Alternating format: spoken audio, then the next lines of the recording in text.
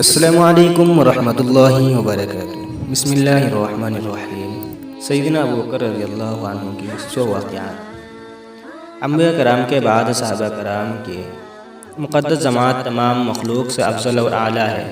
یہ عظمت اور فضیلت صرف صحابہ کرام کو ہی حاصل ہے کہ اللہ نے انہیں دنیا میں ہی مغفرت، جنت اور اپنی رضا کی ضمانت دی ہے۔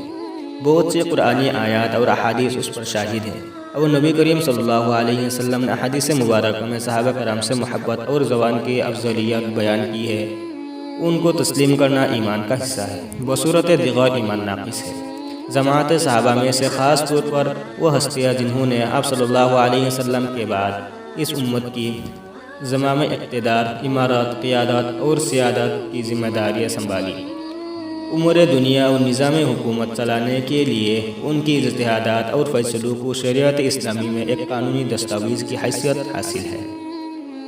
ان بابرکت شخصیت میں سے خلیفہ اول سیدنا ابو بکر صدیق رضی اللہ عنہ سب سے اعلیٰ مرتبے اور بلند منصب پر فائز تھے، اور ایثار قرآنی اور صبر و استقامت کا مثالی نمونہ تھے۔ سیدنا ابو بکر صدیق قبیلہ قریش کے ایک مشہور شاخ تمیم ابن مرہ بن قعب کے فرد تھے۔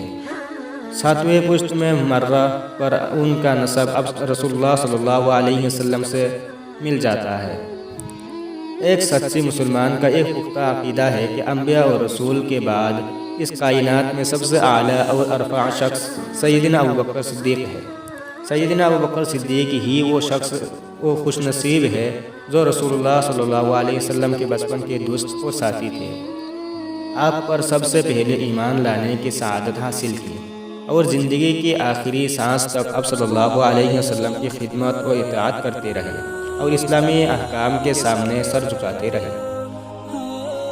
رسول اللہ صلی اللہ علیہ وسلم سے عقیدت و محبت کا یہ عالم تھا کہ انہوں نے اللہ کے رسول صلی اللہ علیہ وسلم کی خدمت کے لیے تن من تن سب کچھ پیش کر دیا۔ نبی کریم صلی اللہ علیہ وسلم نے بھی ان سے بے حد محبت فرماتے تھے۔ آپ صلی اللہ علیہ وسلم نے ان کو یہ اعزاز بخشا کہ ہجرت کے موقع پر انہی کو اپنے رفاقت کے لیے منتخب فرمایا۔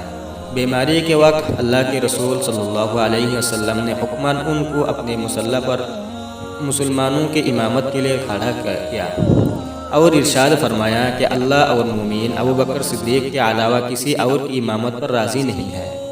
خلیفہ راشد اول سیدنا ابو بکر صدیق رضی اللہ عنہ نے رسول اللہ صلی اللہ علیہ وسلم کی حیات مبارکہ میں ہر قدم پر آپ کے ساتھ دیا، اور جب اللہ کے رسول صلی اللہ علیہ وسلم وفات پا گئے، سب صحابہ کرام کی نگاہیں سیدنا ابو بکر صدیق رضی اللہ عنہ کے شخصیت پر لگی ہوئی تھی۔ امت نے بلا تاخیر صدیق اکبر رضی اللہ عنہ کو مسند خلافت پر بیٹھا دیا، تو صدیق اکبر رضی اللہ عنہ نے مسلمانوں کی قیادت اسے شاندار طریقے سے فرمائی کہ تمام طوفان کا رخ اپنے خداداد بصیرت اور صلاحیت سے کام لے کر موڑ دیا، اور اسلام کے ڈوبتے ناؤ کو کنارے لگا دیا۔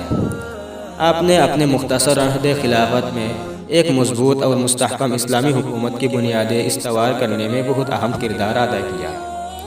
نتیجہ یہ ہوا کہ آپ کے بعد اس کے سرحدیں ایشیا میں ہندوستان اور چین تک جا پہنچے، افریقہ میں مصر، تیونس اور مراکش سے جا ملے، اور یورپ میں اندلس اور فرانس تک پہنچ گئے۔ میں آج سے امیر المؤمنین خلیفہ راشدین اول حضرت سیدنا ابو بکر صدیق رضی اللہ عنہ کے 100 قصے آپ کی خدمت میں پیش کرنے جا رہا ہوں۔ لہٰذا آپ سبھی سے گزارش ہے کہ اس چینل کو لازمی سبسکرائب کریں اور دوسروں تک بھی پہنچائیں۔ جزاک اللہ۔ السلام علیکم ورحمۃ اللہ وبرکاتہ۔